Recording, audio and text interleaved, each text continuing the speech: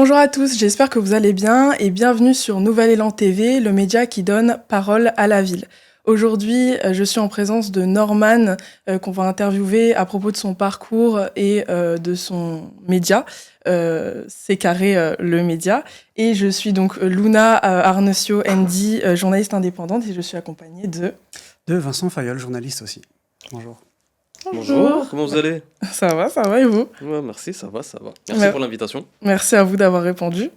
Donc, tout d'abord, est-ce que je te laisse te présenter? Est-ce que tu peux présenter un peu qui tu es, ton média, les formats que tu fais, etc.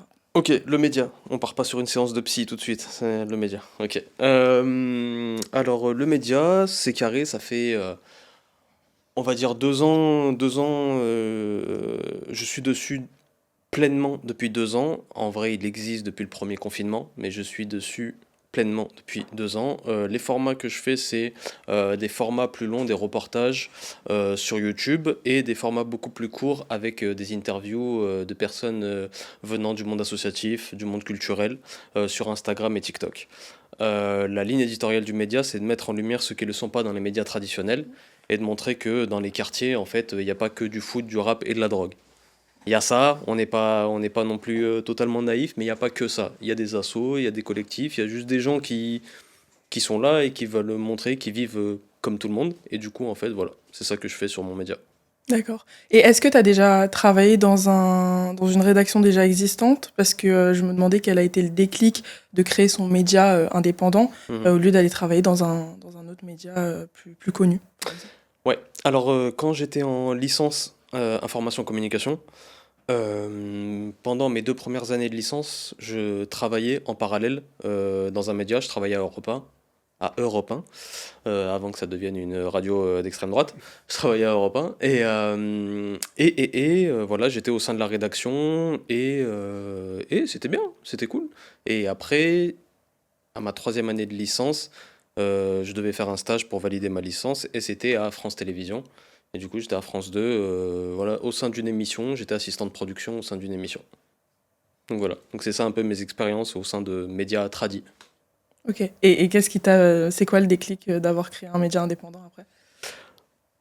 Ben, ces expériences étaient très bien. Je vais pas cracher sur ces expériences professionnelles. Par contre, le truc, c'est que on remarque que le traitement des quartiers qui est fait dans ces médias traditionnels, il n'est pas juste. En fait, il y a certaines choses qui ne sont pas totalement fausses, il y a certaines choses qui ne sont pas totalement vraies, mais en tout cas, il n'est pas complet. Et en fait, il faut montrer les choses de manière complète. Et alors oui, il y a des choses qui se passent. Voilà, on va pas revenir une énième fois dessus.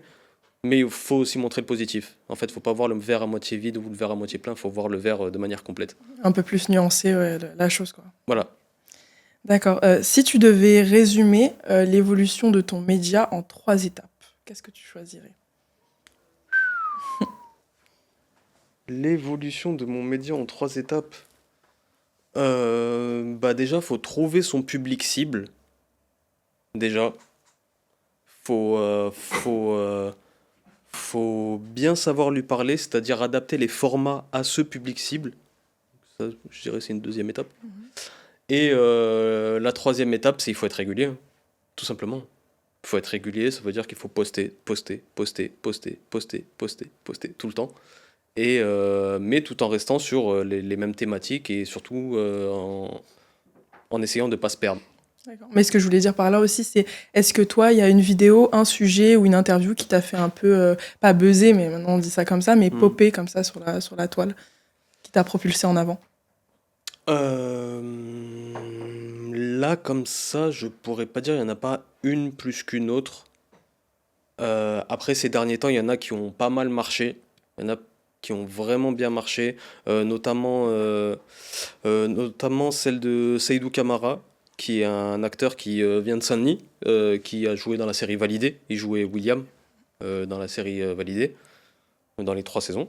Et du coup, Seydou, il m'a très gentiment donné une interview. Merci Seydou. Et celle-là, elle a bien marché parce que bah, voilà, c'est quelqu'un qui est connu et que du coup, ça fonctionne bien. Après, non, franchement, honnêtement, elle marche bien. Elle fonctionne bien. Elles ont un bon ratio. C'est bien. Et j'ai un peu envie de revenir au tout début quand même. De quoi tu as eu besoin au début pour te lancer? Est-ce que c'était vraiment juste l'envie qui a fait que tu passes le cap?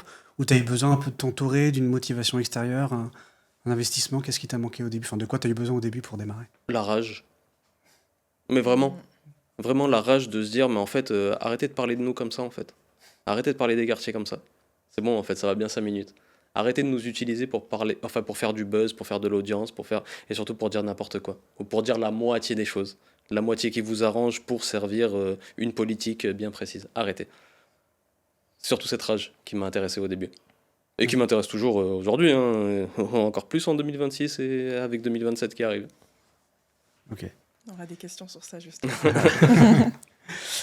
Du coup, aujourd'hui, bon, t'as une communauté qui a quand même pas mal grandi entre-temps. Je crois qu'on est à 23 000 sur Insta, 19 sur TikTok et 4 000 sur YouTube, si je dis pas n'importe quoi.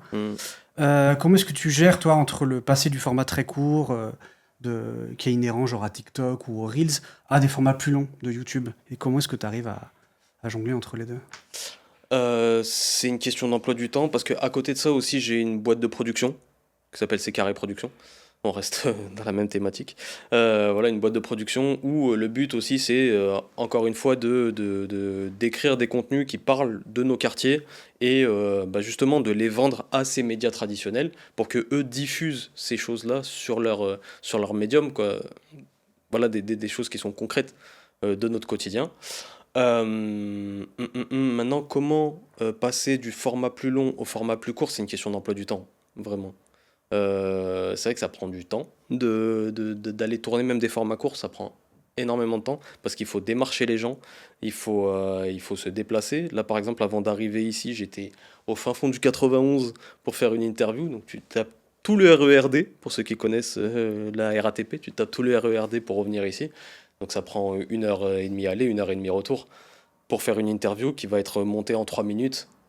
Voilà, donc les gens pensent que c'est un truc assez rapide à faire, mais c'est énorme, c'est très chronophage, c'est énormément de temps. Et tu trouves que ça vaut le coup quand même à chaque fois? Il n'y a pas eu des moments où tu t'es dit, oula, attends, j'ai passé 2 jours juste pour caler le truc, pour y aller, pour en revenir. Ensuite, au montage, j'ai pareil, j'ai 2 jours. Mm. Est-ce qu'il y a eu des moments où tu t'es dit, oh, putain, je suis pas sûr que ça vaille le coup d'investir autant sur un truc? Ouais, mais je suis sorti de ce mindset-là. Je suis sorti de ce truc. C'était une interview d'un rappeur, je crois que c'était Vald, qui disait ça, qui disait, et à un moment donné, il faut que tu arrêtes de regarder les vues, faut que tu arrêtes de regarder les ventes, faut que tu arrêtes de regarder les trucs, et juste que tu prennes ton kiff et que tu prennes ton plaisir, en fait. Et là, moi, je sais pourquoi je fais ça. En fait, j'ai une cause, je trouve un sens à ce que je fais au quotidien, et je pense qu'il y a pas énormément de personnes dans son travail qui trouvent du sens à ce qu'ils font. Donc déjà, c'est un truc de fou. Je trouve du sens, j'essaye de faire des choses bien. Après, derrière, si ça marche, tant mieux. Si ça marche pas, tant pis. En fait, j'aurais essayé. Et s'il y a une vidéo qui marche pas, ben, c'est pas grave. C'est une expérience. Donc c'est pas grave. Justement, on parlait du sens dans ce que tu fais. Mm. On remarque quand même en regardant tout ce que tu as sorti ces dernières années que tu aimes bien donner la parole au visage de l'ombre un peu. Pour toi, justement, pourquoi c'est important de traiter l'actualité comme ça, d'aller voir peut-être les personnes pas connues, pour les faire parler? Qu'est-ce que tu en tires? À ton avis, qu'est-ce que le public en tire de cette façon de traiter l'actu? Ben, c'est eux qui font les choses. Donc si on leur tend pas un micro pour qu'ils parlent de leur quotidien, pour qu'ils parlent de leurs actions, pour qu'ils parlent de leur vécu, je veux bien, moi, peut-être que vous allez vous rendre compte que je tourne en rond sur un truc, hein. Je veux bien qu'il y ait des experts qui soient autour de la table, qui parlent de thématiques. Oui, moi je sais ça, moi je sais ça. Encore pire quand c'est la condition féminine, quand il y a que des hommes autour de la table qui parlent des femmes. Machin. Qu'est-ce que tu fais en fait, frère? Invite des femmes pour qu'elles parlent elles-mêmes de leur vécu, de leur truc, non? Bah, c'est pareil pour nous, pour les personnes de quartier. On n'est jamais invités, on n'est jamais mis en avant. Les musulmans, je t'en parle même pas. Donc, avec mon téléphone, ma caméra, mon trépied, mon micro, tac, on va dans les quartiers, on va dans les trucs, et on filme, et on tend le micro, et tu t'exprimes sur ton... Si tu veux bien, tu t'exprimes dessus. Et voilà. T'arrives aussi à parler de sujets un peu différents, au-delà d'avoir des personnes qu'on verrait pas. Est-ce que tu as aussi envie et t'arrives à parler de choses dont on parlerait moins? C'est-à-dire? C'est-à-dire des sujets qui sont peut-être moins évoqués, tu vois, pas juste les personnes qu'on voit moins, mais carrément une thématique qui peut-être n'est pas assez évoquée d'après toi dans des grands médias. Après ça, j'essaye d'en faire un peu moins en ce moment, mais c'est des face cam où c'est moi qui explique un fait d'actualité. Et aussi, ça c'est le nouveau truc que j'essaye de faire là depuis juin 2026, c'est de laisser aussi des jeunes journalistes qui veulent se lancer, qui n'ont pas la plateforme que moi j'ai, comme tu as rappelé les chiffres tout à l'heure avec déjà des followers, et ben envoie-moi ton sujet écrit. Je te dis, voilà, si ça, ok, tac, tac, essaye de retoucher ça, essaye de retoucher ça. Tu me le tournes, tu me l'envoies, et ben moi je le poste en te mentionnant, on collabore ensemble, etc. Comme ça, les gens, ils voient qui tu es, ils peuvent aller sur ton compte après, ils peuvent te suivre également. Et comme ça, là, je collabore avec une jeune fille qui s'appelle Mariam, qui me fournit des vidéos. Et du coup, voilà, c'est donnant-donnant. C'est ça, du coup, le média du peuple. Un peu, donner la parole aux gens et aussi des personnes qui n'ont pas cette exposition, avec des énormes guillemets, hein, je suis un enfant, cette exposition que j'ai, et ben leur permettre, bah tiens, vas-y, tu peux, envoie-le-moi, je le poste sur mon truc, mais en même temps je te mentionne pour que toi tu aies une visibilité aussi. Ok. J'ai vu des vidéos que tu avais faites justement parmi les facecam qui étaient parfois vraiment bien éditorialisées, ou même tu commences en disant, bon voilà, on n'est pas là pour faire dans le factuel, on est là pour faire un peu presque dans l'émotionnel, où tu appelles un peu à l'indignation et tout. C'est quelque chose que tu veux faire ça aussi, peut-être plus, peut-être moins, être un peu mobilisateur, appeler les gens un peu à, je sais pas, soit à se politiser, soit au moins s'investir un peu plus, c'est quelque chose que tu veux faire ça? Bah en fait c'est ce que je racontais à un pote à moi la dernière fois, je dis dans ma tête il y a trois Norman. Il y en a trois qui se tapent dessus toute la journée. T'as le Norman, l'être humain, t'as le journaliste et t'as le producteur. Et en fait, l'être humain, il s'indigne pour des sujets comme ça. T'as le journaliste qui doit se baser que sur des faits, et uniquement des faits, et t'as le producteur qui doit faire le plus de vues possible. Et du coup, les trois, ils s'embrouillent. Comment on fait? Comment on fait? Comment on fait? Bah des fois, c'est Norman qui prend le dessus. Et tu tombes sur des vidéos comme ça, où c'est éditorialisé, où il y a un parti pris, où il n'y a pas du tout de... Comment dire? Tu vois, on parle de neutralité journalistique. Voilà, des fois, il n'y en a pas. Mais justement, quand il n'y en a pas comme ça, tu te fixes un petit peu des limites, tu dis attention, je faudrait que je fasse pas trop déborder, à pas appeler des trucs un peu, comment dire, un peu Controversiel. trop, ouais, un peu controversés, Polémique, ou faire un peu des appels peut-être. un petit peu trop vénères et que les Ouais. gens m'interprètent mal, tu te mets des petites limites, des trucs. Oui, oui. Pas totalement stupide. Mais après, Non, mais celui c'est pas la question, mais parfois on ouais, est un ouais, peu émotionnel, on fait pas gaffe, on rentre dans des trucs. oui, mais après au montage derrière, je suis pas en live quoi. Enfin, tu vois, genre, au montage, je me dis, frérot, là, ta manifestation que tu essaies d'organiser, on va abandonner. Non, voilà. Donc, je suis pas non plus. Et puis, je l'écris le texte aussi avant de partir devant la caméra. Je l'écris un petit peu. J'ai une petite vanne, j'ai un petit truc. Voilà. Je suis pas non plus en roue libre. Et après, ben, je suis responsable de ce que je dis, mais pas forcément de ce que les gens comprennent et interprètent. Ça, c'est autre chose. C'est deux choses différentes. Toujours. Mais du coup, tu l'anticipes un peu quand même, enfin, tu sens que tu as une responsabilité à au De toute moins façon, les filtrer gens un vont peu. parler. De toute façon, les gens vont parler. Et en plus, là, je reprends une phrase de Médine. Ce que je suis parle tellement fort que l'on oubliera ce que je dis. Je reçois tellement de DM, tellement de commentaires que je supprime, que je masque, raciste, que t'as mal à la tête, que en fait, quoi que je dise, je vais avoir des commentaires ou je vais avoir des messages. Donc autant que je sois moi-même et que moi le matin quand je me regarde dans la glace, au moins c'est bon, je suis fier de moi. Tu vois ce que je veux dire? Voilà. Par exemple, excuse-moi. Par exemple, euh, second tour des élections municipales. J'ai suivi le Blanc-Ménil, les élections au Blanc-Ménil, et notamment la liste de Demba Traoré, le maire du Blanc-Ménil. Et quand je poste la vidéo, moi je poste la vidéo du second tour quand ils ont gagné et tout machin. On était dans le local en train de compter les voix, tac tac. Je monte la vidéo à minuit, je l'envoie. Elle cartonne. Enfin, c'est une des vidéos qui a cartonné pour le coup aussi. Ouais. Elle cartonne, mais vraiment, elle cartonne. Et le lendemain, il y a, euh, il y a Riyad qui s'occupe de la communication de Demba qui m'appelle, qui me dit frérot, t'as regardé les commentaires? Je dis non. J'ouvre Instagram, je vois, il y avait 2000 commentaires. Tu regardes, t'as des gifs de singes, des machins, des trucs, t'es là. Voilà. Donc, qu'est-ce que tu fais? T'as pas le temps de tout regarder, tu désactives les commentaires. Parce que t'es obligé. Donc, dans tous les cas, ça va parler. Donc, autant que, pour revenir sur ce que tu disais tout à l'heure, autant que je sois moi-même. Voilà. On a parlé de ta motivation du coup, et là j'aimerais un peu plus parler de ce que tu disais tout à l'heure, ton public cible. Ouais. Est-ce que tu fais du contenu pour un public en particulier dont tu t'es donné une idée, euh, ou est-ce que c'est pour tout le monde? Et comparé à l'image et à l'idée que tu te donnais de ton public cible, qu'est-ce que tu remarques? Qui regarde en fait tes vidéos? Qui regarde ton contenu? Très bonne question. Mon public cible, bah forcément, c'est les gens qui habitent dans ces quartiers pour qu'ils se rendent compte aussi de ce qui se passe autour d'eux. Mais pas seulement, mon but, c'est vraiment aussi de faire des ponts pour montrer à ces gens voilà, ces gens qui habitent dans le 8, qui habitent dans le 15, qui habitent dans le 16, qui connaissent pas nos quotidiens, qui connaissent pas nos difficultés, qui se rendent compte que, bah, en fait, on est des êtres humains comme les autres et que ces news, ils abusent de fou, en fait.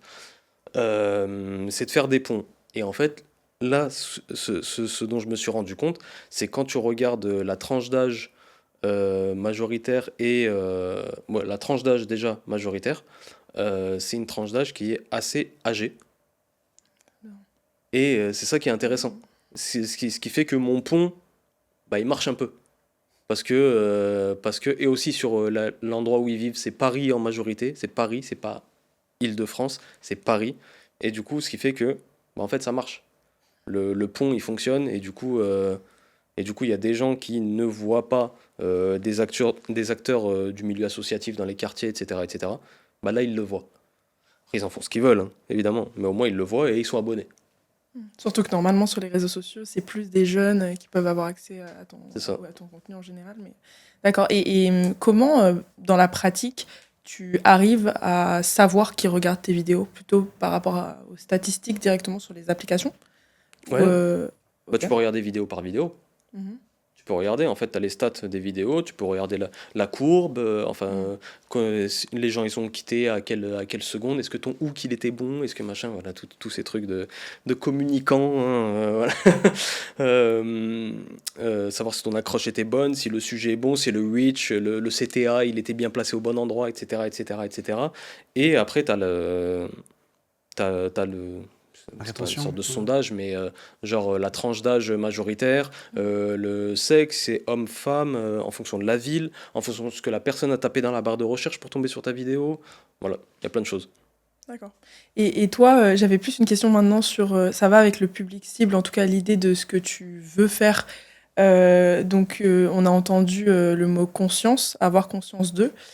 Tu cherches une conscience politique, de l'information, peut-être aussi évoquer, que ce soit plus, enfin, clarifier les choses. C'est quoi exactement tes objectifs euh, pour ton public? Bah là c'est le Norman journaliste qui prend le dessus par rapport aux trois dont je parlais tout à l'heure. On va établir des faits. On va établir des faits, simplement. Et du coup, de ces faits, et encore, je reviens sur ce que je te disais, je suis responsable de ce que je dis, pas de ce que tu comprends. J'établis des faits. Derrière, tu en tires la conclusion que tu veux. Et tout le monde va entendre à peu près ce qu'il veut dans une vidéo. Tu vois, genre des gens, ils vont entendre des choses totalement différentes dans une vidéo. Euh, Exemple, la vidéo où je dis que Total Energy fait 5 milliards au premier trimestre de 2026. Derrière, il y a des gens qui vont dire ok, c'est étiqueté LFI. Il y a des gens qui vont dire ok, c'est ouais, mais c'est bien de faire ça. Il y a des gens qui m'ont mis ça en commentaire et j'ai pas supprimé, j'ai pas machin. Vas-y les gars, pensez ce que vous pensez, faites des débats entre vous. Ouais, mais justement, c'est bien d'avoir une entreprise qui réussit en France, non? Ok. Donc ça, c'est une réflexion macroniste, libérale de droite. Et il n'y a pas de souci, chacun pense ce qu'il veut. Ou alors il y a des gens qui vont penser qu'il faut les surtaxer, qu'il faut mettre la taxe Zuckman, qu'il faut machin, ceci, cela. Donc en fait, moi je pose des faits, j'établis des faits. 5 milliards en 3 mois. Pourquoi? Parce qu'ils ont vendu l'essence plus cher. Pourquoi? Parce qu'ils ont profité d'un effet d'aubaine dû à la guerre en Iran, le blocage du détroit d'Ormuz, etc., etc., etc. Tu fais ce que tu veux de ça. Donc faire prendre conscience aux gens, mais après c'est les gens aussi, moi je suis qu'un... Vas-y, je te pose le truc comme ça. Si toi t'en veux plus, bah t'as internet mon frérot. Tu vois? On n'est plus à l'époque où fallait aller à la bibliothèque, sortir un livre, etc. Là, t'as tout à ta disposition. Donc faites l'effort aussi. Alors justement, pour parler d'aspect un peu plus politique, pardon. Il veut T'inquiète me pas, mettre dans un bourbier. Alors pour qui tu votes? Non, t'inquiète. Allez. Non, pendant les municipales, Mhm. on a vu que tu avais interviewé quelques politiques professionnels, quoi. Donc, je pense à Slimane Terera, qui a perdu à Épinay, ou tu as même pu interviewer Bali Bagayoko, qui est maintenant le maire de Saint-Denis. Donc, il y a la présidentielle qui arrive, il y a déjà des campagnes qui sont lancées. Est-ce que toi, tu penses que tu vas t'investir particulièrement pour la couverture des présidentielles, ou c'est pas quelque chose que tu as envie forcément de suivre? Je ne me ferme pas. Alors, ça va être particulier. Je vais rester dans ma DA, dans ma logique. En fait, c'est s'ils viennent chez nous, bah là, je serai là. Par contre, si vous allez faire des meetings à droite à gauche, à Reims ou à je ne sais où, je vais pas vous suivre. Mais exemple, et là je sais déjà ce que les gens vont me dire. Exemple, là quand on enregistre ça, on est le 12 juin, dimanche 7. Saint-Denis. Il était à la maison, donc je suis de Saint-Denis. Jean-Luc Mélenchon était à la maison, LFI était à la maison, donc forcément j'y étais. Maintenant, si l'un des multiples candidats du Parti Socialiste veut venir aussi à Saint-Denis pour faire un meeting, bah, je serai là. Ou alors, par exemple, Karim Bouamran, s'il fait un meeting à Saint-Ouen, bah, j'irai à Saint-Ouen. Il est maire de Saint-Ouen et il est candidat à la présidentielle. Bah, j'irai à son meeting. Je me prendrai une accréditation et j'irai à son meeting, comme tout journaliste. Et pareil pour Ruffin, pareil pour Philippe, pareil pour Attal, peu importe. S'ils viennent dans le 93, 94, etc., en Ile-de-France, bah vas-y, je serai là. Donc tu te donnes aucune limite et ça t'intéresse justement d'interviewer peu importe le parti politique d'un candidat. Si ta question c'est est-ce que tu as Jordan Bardella dans un meeting et que tu vas l'interviewer, ma réponse est oui, c'est mon travail. S'il faut lui apporter la contradiction, bien sûr. tu vois, c'est quand même notre travail.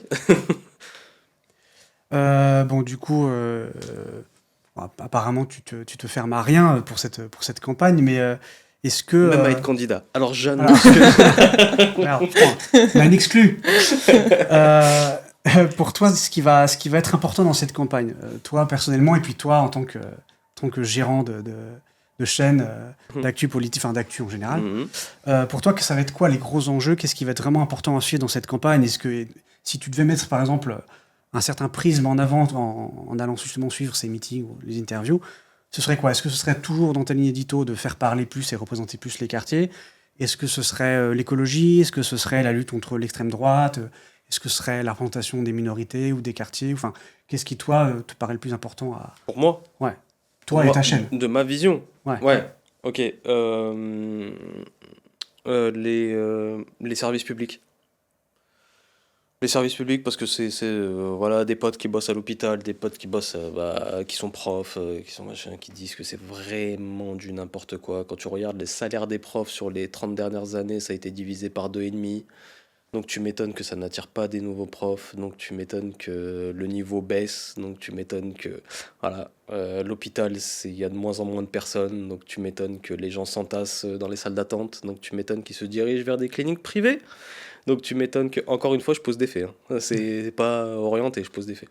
Donc voilà, la gestion du public. Ensuite, moi, bah oui, c'est ma ligne éditoriale. Donc oui, comment on intègre dans ces débats le point de vue des quartiers. Et surtout, ce qu'il faut se dire, c'est que c'est pas parce qu'on vient de quartier qu'on vote à gauche. En fait, c'est une idée. je connais beaucoup de personnes dans les quartiers qui sont les plus gros capitalistes possibles et imaginables, en fait. En fait, il faut pas que les personnes qui misent, les personnes politiques, hein, qui misent sur les quartiers ne viennent que en période d'élection. Il faut qu'ils soient là tout le temps et qu'ils nous considèrent comme une partie réelle de la population. Et ça, toute l'année et tous les ans, pas qu'en période d'élection. Donc je reste sur ma ligne éditoriale, évidemment. Ça marche. Moi, je voulais un peu plus parler du coup, encore côté média. Là, ça m'intéresse en plus particulièrement parce que ça fait... Ça veut dire que tout le reste ne t'intéresse Si, pas. si, si. Mais ça fait donc 1 an que j'ai créé, moi, mon média indépendant sur les réseaux. Mhm. Et c'est vrai que quand en tant que créateur, fondateur d'un média indépendant, on se demande, surtout sur les réseaux sociaux, comment comment avoir un modèle économique stable. Ok. Donc, l'indépendance, c'est un choix très fort. Qu'est-ce que déjà ça signifie pour toi, au jour le jour, d'être un média indépendant? Ne pas rendre des comptes. Pas avoir quelqu'un qui m'appelle pour me dire non, fais pas ça. Si j'ai envie de le faire, je le fais. Et Vincent l'a remarqué, des fois je le fais. Et voilà quoi. C'est après, même ma mère, des fois elle m'appelle, elle me dit t'es sûr de la vidéo là? Ouais, bah oui, oui. Voilà. Donc pas entièrement indépendant, il y a quand même ta mère qui Ma cadre mère, un c'est peu. mon attaché de presse. Ok. Ma mère, sur une boucle WhatsApp, elle envoie mes vidéos aux gens et elle me l'envoie à moi aussi. Voilà. Donc, ouais, non, c'est vraiment le ne pas rendre des comptes. Après, le modèle économique, en fait, il faut être conscient qu'il va falloir faire des sacrifices. Justement, sur ce fait de rendre des comptes. Et ça, faut l'accepter. Faut accepter d'avoir des moyens très restreints et ne rendre des comptes à personne. Ou alors avoir des moyens un peu plus volumineux, hein. Je dis pas non plus de devenir Elon Musk, mais d'avoir des comptes à rendre à quelqu'un. Et ça, faut bien peser le pour et le contre. Moi, j'ai fait mon choix. Peser le pour et le contre. Et moi, j'accepte de me balader avec un tout petit micro, avec un tout petit machin. Et voilà, tu vois, ça fait des vidéos qui sont pas dégueulasses non plus, tu vois. Il n'y a pas besoin, tu vois. Et pour faire du contenu plus long sur YouTube, ben ouais, tu payes un cadreur. Ouais, tu payes un truc. Bah ouais, ça sort de ta poche. Et ça, faut l'accepter aussi. C'est des sacrifices, en fait. C'est ça. Faut bien l'avoir en tête et se dire, bah ok, j'accepte ce sacrifice. Et tout à l'heure, tu nous parlais de ta boîte de production, mais que si on se focus justement juste sur ton activité de créateur de contenu indépendant sur les réseaux sociaux avec ton média, ton modèle économique, est-ce que tu arrives à vivre de cette activité? Juste sur ça? Oui, Juste sur Insta, juste sur TikTok, ça. truc? Non. Non. Non, non, non. Oh non. Non. Bah justement, la boîte de production et les projets qui sont en cours dans la boîte de production servent à financer les contenus médiatiques. Donc, t'es un passionné en fait. Plus que autre C'est ce que chose. je lui disais tout à l'heure. Voilà. Je dis, bah, tu t'imagines, tu te réveilles le matin, tu te dis, ah, je vais faire quelque chose que j'aime bien. Mm. C'est tellement rare. C'est tellement rare. Donc, en fait, en vrai, En fait, tu vois, genre sur le parcours de ma vie, je travaillais avant en tant qu'animateur de centre de loisirs, animateur et directeur de centre de loisirs, et, et aussi bosser dans des foyers, etc. Ok? Après, j'ai fait des études dans la communication, ok? Tout en travaillant dans le milieu médiatique, dans la production audiovisuelle. Et maintenant, je fais ça. Est-ce que c'est pas logique? C'est totalement logique. En fait, le social, je l'ai pris là. Après, j'ai fait de la communication, donc pour gérer les réseaux sociaux, machin, tout ça, truc. Et la production du visuel pour créer du contenu. Donc en fait, c'est bon, la boucle, elle est bouclée. Tout a du sens. Maintenant, il faut juste de l'oseille. C'est ça. Je fais un appel, si t'as de l'argent, hey. Mais t'as jamais de partenariat ou de choses comme ça? C'est compliqué d'avoir des partenariats, et puis voilà, ça encore, c'est un autre métier. C'est un métier de commercial. C'est un métier de commercial d'aller démarcher des gens, et la journée, elle fait que 24 heures. Hein. C'est assez compliqué. Bah, justement, c'est plusieurs métiers en un que tu es un peu obligé de faire. Bien sûr. Il faut trouver de quoi financer ce que tu fais. Il faut Ouais, que ouais, t'aies ouais. Puis il faut que techniquement, du coup, tu gères aussi l'image, le son, le montage, si j'ai bien compris. Mhm. Tu fais tout toi-même. Euh, Tu t'y retrouves là-dedans, avec tous ces métiers en même temps, justement, et en plus avoir en derrière de la tête, bon bah, faut que je finance aussi les vidéos du mois prochain, je suis pas sûr que je vais y arriver. Comment tu gères tout ça? Je dors pas beaucoup. Je dors pas beaucoup, mais encore une fois, quand c'est une passion, en fait, tu prends sur toi. Tu prends sur toi parce que tu dis, les gars, c'est une passion là ce qu'on fait. C'est une passion, c'est exceptionnel.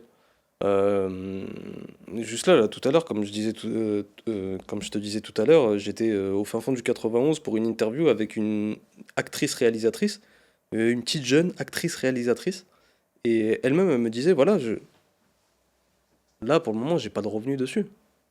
Elle sort des courts-métrages, elle dit, j'ai pas de revenus dessus, mais c'est de la passion en fait. En fait, vas-y, go, continue. Mhm. Après, c'est à toi de fixer tes limites. Jusqu'à quand? Est-ce que c'est pas aussi la passion et le désir toujours de connaître de nouvelles personnes aussi, leur quotidien? Parce que moi, je sais que c'est ça qui me motive aussi le jour d'aller dans le social, quoi. Oh, t'envoies un DM sur Instagram, ouais, trop bien ton truc et tout, machin, ça te dit qu'on s'attrape pour faire une interview? Ouais, vas-y, chaud, tac, hop, ça te donne l'adresse, t'y vas, tu rencontres des gens, salut, salut, salut, tu tournes ton truc, derrière, tu te branches avec d'autres personnes sur le lieu. Bah, regarde, un truc tout bête, mais vraiment, tout à l'heure, je vous parlais du Blanc-Ménil, ok? Au Blanc-Ménil, il y a une personne que je connais qui était dans le truc du Blanc-Ménil Uni, Amy, la fouteuse, qui était dans le truc du Blanc-Ménil Uni, ok? Donc, elle, je la connais de là. Un jour, il y a un mois, elle m'envoie un message Instagram, elle me dit, ouais, voilà, j'ai participé à un reportage. Il y a la diffusion de ce reportage à Bobigny. Viens, vas-y. Je viens, j'arrive sur place, j'arrive au Canal 93, c'est ça? Ouais, Canal 93. Canal 93, je rencontre Stanley. Il y a Sabrina et Tidiane qui ont fait le reportage. Le reportage, il est diffusé. Je fais des interviews sur place. Je fais des interviews de Stanley. Je fais une interview de Sabrina et Tidiane. Je publie ça. Derrière, on fait ce podcast-là. En fait, c'est que comme ça, en fait.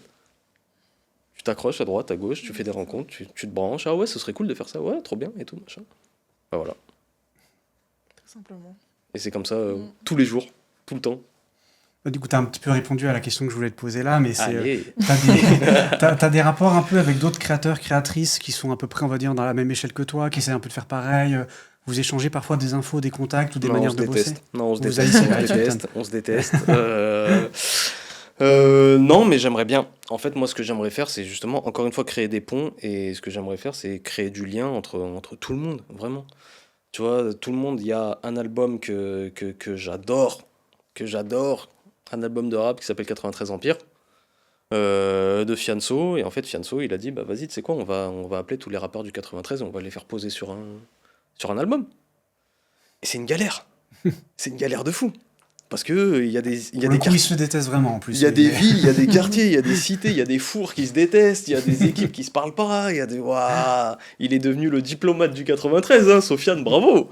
Bravo, l'ancien. Mais du coup, voilà, c'est exactement ça aussi. Tu vois, genre, aller voir des gens, ouais, vas-y, viens, on se branche, viens, on se branche, viens, on se branche, on se branche, on se branche, on se branche, et on essaye de monter quelque chose tous ensemble. Et ce serait trop bien. Parce qu'en fait, eux à côté, et je continuerai à parler d'eux jusqu'au bout, les Ops. Eux à côté, ils ont tout. Tu vois, genre CNews, Bolloré, machin, tout ça, ils ont tout. Ils ont les médias, ils ont l'argent, ils ont la politique qui va avec, ils ont tout. Et sauf que nous, on n'arrive pas à s'unir, on n'arrive pas à faire union. Tout ça parce qu'il y en a un qui mange d'un côté, non, il faut que l'autre il mange pas, faut que le truc. Non, viens, on s'unit, on se partage, voilà, on se partage le grec comme on faisait à l'ancienne. On se partage le grec. Voilà. Ça marche. Donc bon, sur un sujet un peu plus relou, mais tout à l'heure tu parlais déjà de commentaires qui parfois peuvent être assez salés en fonction de l'audience et du sujet que tu abordes. Oh, mon gars. Bon, ça de toute façon c'est le lot des réseaux sociaux où malheureusement Ouais. n'importe qui a un peu de visibilité connaît ça. Comment tu gères toi? Est-ce que tu as une politique de modération où tu dis bon allez je vais quand même essayer de passer un peu derrière, nettoyer un peu ce que je vois, ou est-ce que tu dis bah tant pis je laisse tout le monde parler quitte à ce qu'il y ait quelques horreurs, je laisse les gens se démerder entre eux? C'est quoi ta politique là-dessus? Non, quand ça va trop loin, je dégage. Je dégage, je bloque. Ah ouais, non, mais En fait, quand c'est là, ouais, retourne dans ton pays, sale singe, machin, tout ça.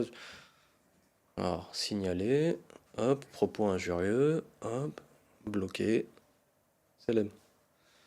J'ai pas le temps. Par contre, s'il y a un débat construit avec des arguments, que ce soit des trucs sur de l'économie ou sur de la politique, et que ça discute, non, mais un tel propose ci, non, mais un tel propose ça, ouais, mais pour ça, regarde ça.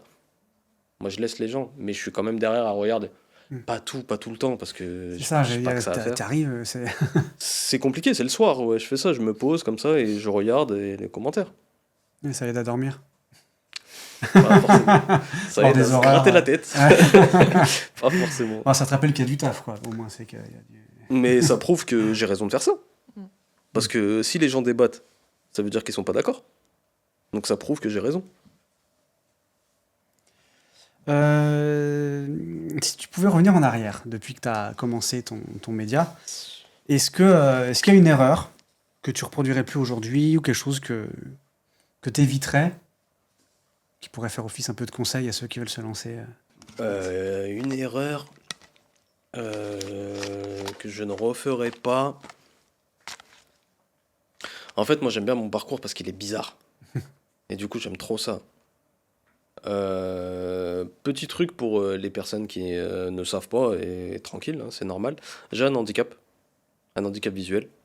Du coup, c'est un handicap invisible. C'est-à-dire que vous deux, là, je vous vois flou. Voilà. Et en fait, pendant toute mon adolescence et tout machin, je voulais faire le mec normal. Parce que justement, tu veux pas te différencier des autres. Et en fait, là, arrivé à mon âge, mon vieil âge, je me rends compte que tout mon parcours est atypique. Et il est pas normal. Et j'aime trop, en fait. Donc, ouais, je peux pas être de bons conseils là-dessus. Après, entourez-vous des personnes qui ont la même énergie que vous. Entourez-vous, ouais, je dirais ça, vraiment. Entourez. S'il y a des gens qui, même s'ils sont là depuis des années, que c'est vos potes, et qui vous disent, eh, ça sert à rien ce que tu fais, frère, tu vas dans le mur, de toute façon, c'est pas pour nous, et tout machin. Que ce soit de la danse, du graphe, peu importe, de la cuisine, peu importe le domaine, hein. Entourez-vous de gens, pas qui vous soutiennent aveuglément. Tu vois, des gens qui te donnent des conseils et tout machin, c'est toujours bon à prendre. Mais de gens qui sont là et qui te disent, bah vas-y frérot, je crois en toi, vas-y. Tu vois, qui te donnent une bonne énergie.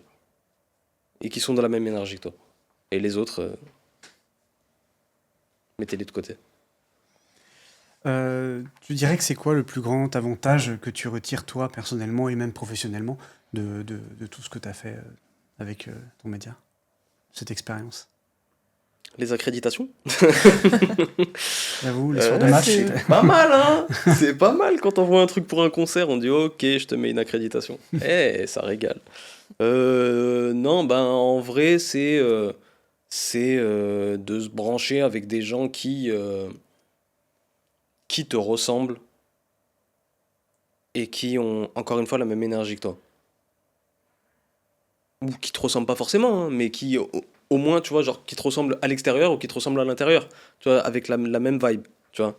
Euh, c'est ça le truc, le meilleur truc. Le truc le plus valorisant, tu vois, genre. T'es content en fait. T'as, comment dire, un pic de dopamine à ce moment-là, quand tu tournes ton truc, quand tu rencontres la personne, quand t'as ce match d'énergie, et puis après quand tu fais ton montage, en fait le travail il devient plus cool. Parce que, voilà, t'es pas. Je vais pas cracher sur l'usine ou sur les open space ou sur machin, mais t'es pas là avec des gens que t'es là, tu le regardes et tu dis, tu dois lui sourire parce que c'est ton collègue de travail, mais en fait t'as juste envie de l'insulter en fait, tu vois. Non, là, si tu vas et si tu fais cette interview, c'est parce que, bah vas-y, il y a une bonne vibe, tu vois. Et à l'inverse, c'est quoi le plus gros désavantage Deux. de ce que tu fais? Ben, c'est ce qu'on disait tout à l'heure, c'est le côté financier. Tu vois, genre, on va pas se cacher. Tant qu'on n'est pas des squeezie ou qu'on n'est pas des machins, en fait, le côté financier devient compliqué, tu vois. Donc c'est ça, le côté financier. Et essayer de jongler, voilà, tac, tac. Et puis ah oui, ton temps aussi. Ton temps. C'est-à-dire que des week-ends n'existent pas, ça n'existe pas. Donc pour caler des trucs, si t'as des potes, si t'es en couple, si t'es en machin, ça devient très vite compliqué. Et ça, faut que tes potes ou ton compagnon, ta compagne comprennent ça et deal avec ça. Voilà. Maintenant, à propos plutôt de ton regard sur le monde médiatique actuel, Oui. qu'est-ce que tu penses de l'évolution de ce paysage médiatique actuel, du coup, par rapport, moi je pense à la concentration des médias, le rôle des algorithmes, du coup, avec les réseaux sociaux, un peu tout ça, ouais. La concentration des médias, encore une fois, c'est de la politique. Encore une fois, parce que tout est politique, mais là, pour le coup, il pourrait y avoir des textes de loi qui empêcheraient une concentration. Il y en a déjà, mais sauf que on s'en fout complètement. C'est-à-dire que tu n'as pas le droit de posséder les 3 types de médias, que ce soit presse écrite, télé, radio. Vincent Bolloré possède le JDD, presse écrite, télé, CNews, enfin, avec le groupe Canal, bien évidemment, et radio Europe 1. Il n'y a aucun problème là-dessus. Il possède aussi les éditions Fayard avec Grasset, etc., etc., etc. Et il possède les magasins relais qu'il y a dans les gares pour te vendre les mêmes livres des éditions Fayard. En fait, tout va bien, en fait. En fait, il fait ce qu'il veut. Et dans ces relais-là, il te vend son valeur actuelle, son JDD, son machin. C'est lunaire. C'est lunaire. Donc ça, pour la concentration des médias, mais c'était la même chose avant avec Lagardère. En fait, c'est juste on est passé de Lagardère à Bolloré. Et on a ouvert la fenêtre d'Overton, on s'est tous décalés vers la droite. Et du coup, Lagardère, qui était un mec de droite, mais tranquille, tu vois, Arnaud Lagardère, c'était un mec de droite, hein, c'est le pote de Nicolas Sarkozy, y a pas de problème, tu vois, genre, y a pas de souci. Mais sauf que là, on est passé à l'extrême droite. Et du coup, ça devient un tout petit peu problématique. Ensuite, pour les algorithmes, en fait, moi je trouve, c'est le retour du boomerang de la concentration des médias. Dans le sens où sur les chaînes, ils parlent tellement de ce qu'ils veulent comme ils veulent, que du coup, des personnes qui sont exclues de ce discours-là se rabattent sur les réseaux sociaux et ne s'informent qu'à travers les réseaux sociaux. Mais du coup, ils sont dans un algorithme qui ne leur raconte que ce qu'ils veulent entendre. Et là, on est dans exactement la même chose que sur les médias traditionnels, mais sur un téléphone. Et c'est un problème aussi. Et il faut avoir l'effort, la force, je pense, de sortir de ça et d'éduquer son algorithme. Mais c'est très compliqué. Donc en fait, tout... Ah ouais, je suis pessimiste, hein. Mais tout est pourri. Mais comment on sort de ça? Enfin, comment on sort de ça? Je pense pas que forcément la réponse soit tout seul, mais toi, justement, tu dis la réponse serait politique, tu verrais plus... tu penses que c'est la loi qui pourra nous sauver de ça? Sur le média tradi? Ouais. Sur les médias traditionnels? Déjà, ouais. Déjà, en fait, il y a 4 chaînes d'information en France, ok, sur la TNT, France Info, BFM, LCI, CNews, ok. Il y a 4 chaînes d'info. Il y en a une sur les 4 qui ne fait pas de l'info, qui fait de l'éditorial. C'est une chaîne d'opinion.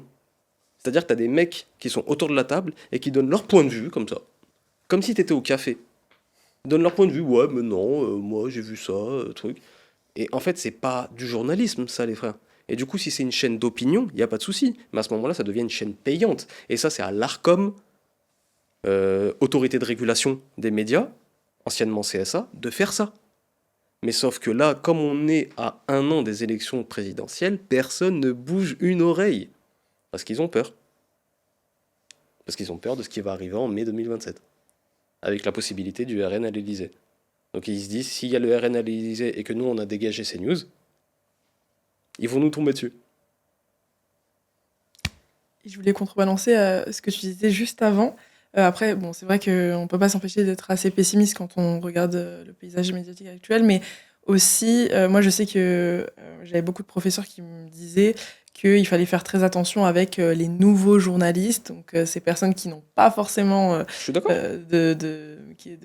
qui n'ont pas reçu de formation d'État ou quoi, mais qui se lancent, qui respectent quand même une méthodo, qui créent des médias indépendants. Et moi, je trouve ça quand même intéressant d'avoir ce type de personnes. Je pense par exemple à le fondateur de Histoire Crépue, qui est super intéressant, qui s'appelle Someboy, qui a créé quand même une plateforme où qui créent du très bon contenu et qui deviennent référence petit à petit. Ouais. Donc, Mais en fait, le truc des... et je suis d'accord, mais alors, pour revenir sur la crédibilité des écoles de journalisme, je suis d'accord aussi qu'il faut une formation, ou alors tu peux te former à côté, mais pour revenir sur le fameux Vincent, il a une école de journalisme. Il possède une école de journalisme, Vincent Bolloré. Il faut me préciser lequel Vincent on parle. Ah oui, pardon, pas toi. Pas toi.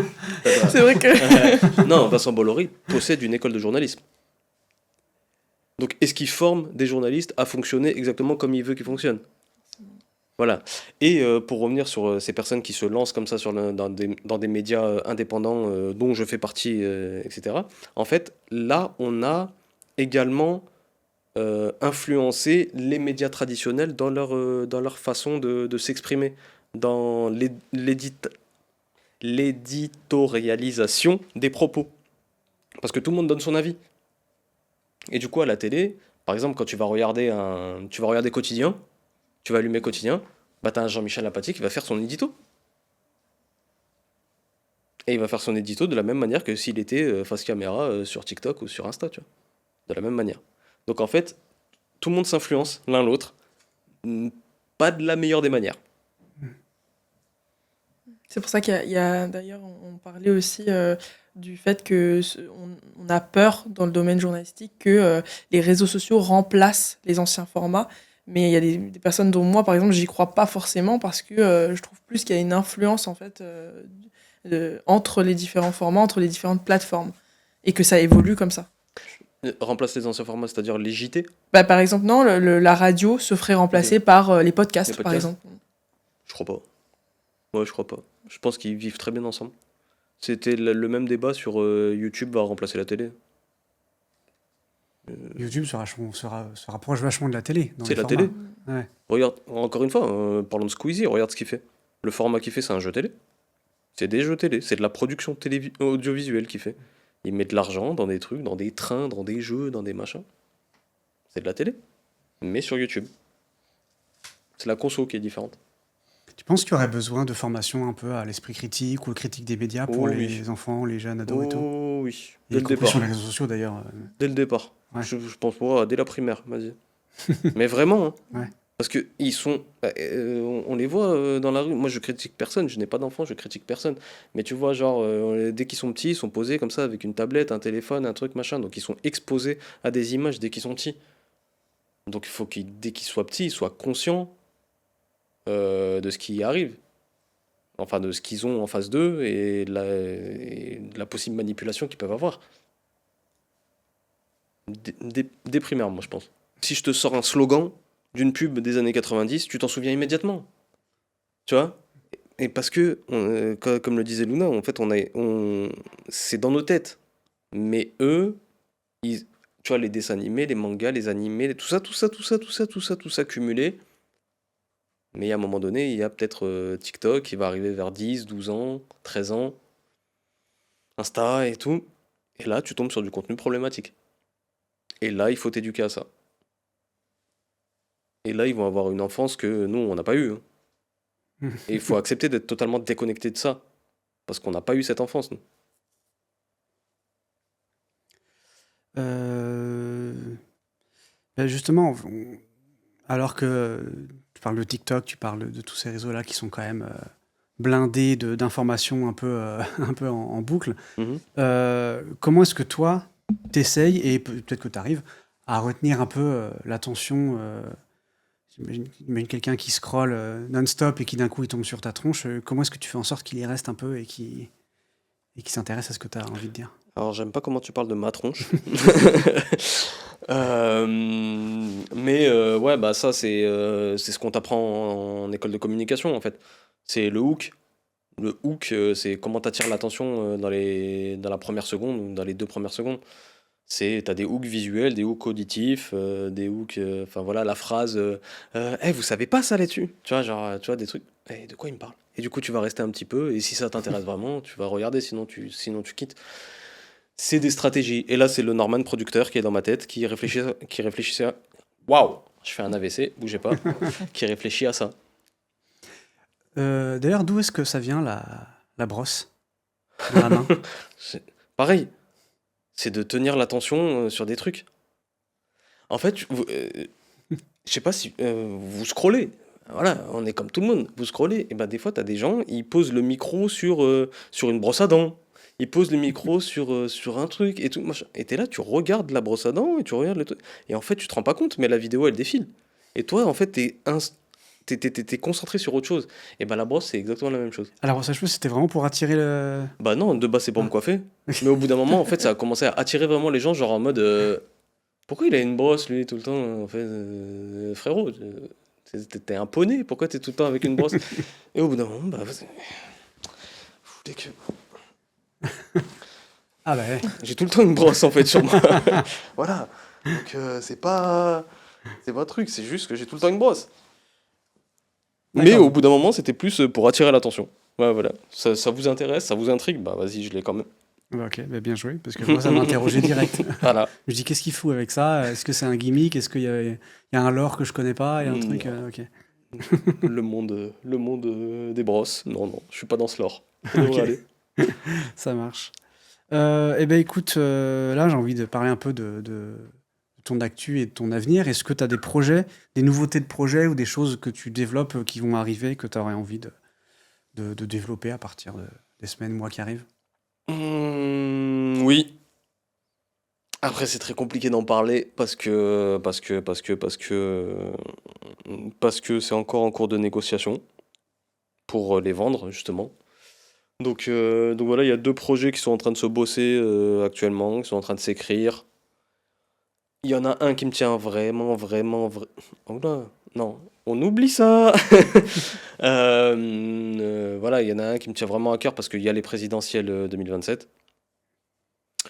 Et il y en a un autre qui me tient aussi à cœur, mais c'est parce que voilà, ça parle de quartier, ça parle un peu de rap, ça parle un peu de sujets sociétaux et tout, machin. Donc voilà, c'est deux trucs différents. Mais celui sur les présidentielles 2027, il m'intéresse énormément. Et pour revenir sur les médias traditionnels, il a déjà été proposé à des médias traditionnels. On l'a proposé à des médias traditionnels. Je vais pas dire qui, mais en fait, les retours qu'on a eus, ils sont lunaires. Positivement? Non, Ah. non. Et c'est pas que le sujet il pue la merde. Hein. Non, c'est que c'est dans ma DA. Ça parle des quartiers. Ok, je vais pas en dire trop. Ça parle des quartiers. Et en fait, les personnes de certaines chaînes, pas politisées hein, les chaînes, hein, mais disent voilà, ouais, mais ces gens déjà, déjà c'est qui ces gens? Ces gens, ils ont pas de carte électorale et puis même s'ils en avaient une, on sait pas pour qui ils vont voter. Bah, c'est le principe de la démocratie, frérot, en fait. Donc en fait, ça me donne encore, tu vois, genre la rage dont on parlait tout à l'heure, ça me donne encore cette rage et ça montre que, en fait, j'ai pas tort dans ce que je fais. En fait, il y a des zinzins qui pensent que non, en fait, la voix des quartiers ne doit pas être entendue. Et ces élections municipales prouvent le contraire. Les amis Bali, Demba, Ali, etc., ça prouve le contraire. Mohamed Niabali à l'île Saint-Denis, etc., ça prouve le contraire. Donc voilà, c'est ce projet-là, mais je vais pas trop en dire. Faire le mec mystérieux. Est-ce que c'est aussi ça que tu avais envie de montrer en créant ton média et dans ce que tu fais maintenant? Montrer que, pas juste faire parler les quartiers, mais aussi montrer qu'on peut justement créer son média. En fait, il suffit juste d'avoir un peu cette rage, cette motivation et que n'importe qui peut et a le droit et peut se pointer devant une caméra, un petit micro, une brosse à cheveux ou autre s'il veut et commencer à parler et montrer un peu sa vision de ce qu'il a autour de lui. Bien sûr. Orelsan, il dit quoi? Si tu veux faire des films, t'as juste besoin d'un truc qui filme. C'est tout. C'est tout. Dire t'as pas de matos ou pas de contact, c'est un truc de victime. On te dira d'être premier, jamais d'être heureux. Premier, c'est pour ceux qui ont besoin d'une note, qui n'ont pas confiance en eux. Point. Point. Et c'est réel, en fait. Mec, t'as un téléphone. Mec ou meuf, hein, on s'entend. T'as un téléphone. Tu filmes ton quotidien, filme ce que tu veux, fais des vlogs, fais des machins, fais des outfits, fais des unboxings, fais ce que tu veux. Je m'en fous. Moi, je suis pas dans la critique ou dans le jugement. Fais ce que tu veux. Je m'en fous complètement. Mais si ça te fait plaisir de le faire et de montrer ton art et de montrer... fais-toi plaisir. Et si moi, personne héritière et pas issue héritière de l'immigration, je préfère ce terme, musulman, etc., etc., m- peut créer un média qui marche un petit peu, voilà, qui avance, si ça peut inspirer des petits, let's go, let's go. Regarde, moi, j'ai commencé à être passionné par la télévision quand j'étais petit, parce que je restais à la maison, je faisais rien d'autre. Je restais à la maison, je faisais rien d'autre. Et il y avait ma grand-mère, paix à son âme, Rahma, qui ne savait ni lire ni écrire, qui regardait la télé et qui a appris le français comme ça, en regardant la télé, en regardant le Big Deal, en regardant le Juste Prix. Ok? Donc en fait, c'est elle qui m'a transmis cette passion-là, tu vois? Donc c'est là 2 générations après, tu dis ces personnes-là savaient ni lire ni écrire, 2 générations après, on est là, on fait des interviews avec Bali Bakayoko, maire de Saint-Denis, avec truc, on a des accréditations, on serre la main à des députés. C'est lunaire, hein, c'est hors sol hein, ce qui se passe hein, au quotidien, mais c'est exceptionnel en fait. Voilà. Du coup, pour finir, quel bilan est-ce que tu tirerais de cette expérience? Qu'est-ce que ça t'a appris sur toi-même? Et est-ce que ta perception de ton secteur d'activité, là je parle du journalisme, a évolué par rapport à tout ça? Je vais répondre à la première, enfin à la dernière d'abord. Ma perception du journalisme a évolué. Oui, elle est devenue plus aigrie sur ma perception de ce métier de journaliste parce que tu te rends compte que certaines personnes ne font pas juste le métier de journaliste, c'est-à-dire établir des faits et rien d'autre, alors qu'ils sont dans des médias, tu vois, qui travaillent pas pour eux comme moi, tu vois, genre ils sont dans des trucs cloisonnés. Non, ils n'établissent pas des faits. Donc ça, c'est un truc. Le bilan, c'était ça? Mm. Franchement, il est archi positif, hein. Hormis le point de vue financier dont on parlait tout à l'heure. Sinon, il est archi positif. J'ai dit tout à l'heure. C'est comme j'ai dit il y a 5 minutes là. Ma grand-mère, paix à son âme, ne savait ni lire ni écrire. Ok? Il y a 3 semaines, j'étais à l'Assemblée nationale. C'est bon? C'est lunaire. C'est lunaire, en fait. De faire ça en 2 générations, c'est lunaire. Du coup, c'est archi positif. Je peux rien dire d'autre, en fait. C'est archi positif. Et pour finir, est-ce que tu aurais peut-être un conseil pour les personnes qui voudraient se lancer, créer leur propre média? Trouvez votre voie, trouvez votre différence. Acceptez votre différence. Votre différence est une force. C'est pas une faiblesse. C'est une force. Acceptez-la. Trouvez-la. Trouvez un angle, justement, où votre différence sera une force. Et tombez, relevez-vous, retombez, relevez-vous, retombez, relevez-vous. Et lâchez jamais. Si tu veux lâcher, lâche. Mais c'est pas parce que les 2 premières vidéos elles marchent pas que tu vas dire ah vas-y je sais là. Non. Continue, continue, continue, continue. Essaye de rentrer dans une école, essaye de gratter un truc, continue. Va taper aux portes. Il y a ça aussi dont on n'a pas parlé sur mon parcours. C'est que j'étais un mec relou, j'allais taper aux portes, je prenais la tête aux gens. Et au final, ben, ça sert. Voilà. Merci Norman d'avoir été avec nous. Mais avec plaisir. J'espère que vous avez apprécié cette interview. N'hésitez pas à aller partager, enfin aller regarder du coup les comptes de Norman, c'est carré le média. Et si ça vous plaît, pourquoi pas vous abonner. Et voilà, nous on vous dit à la prochaine pour de prochaines publications. Et, bye. Au revoir.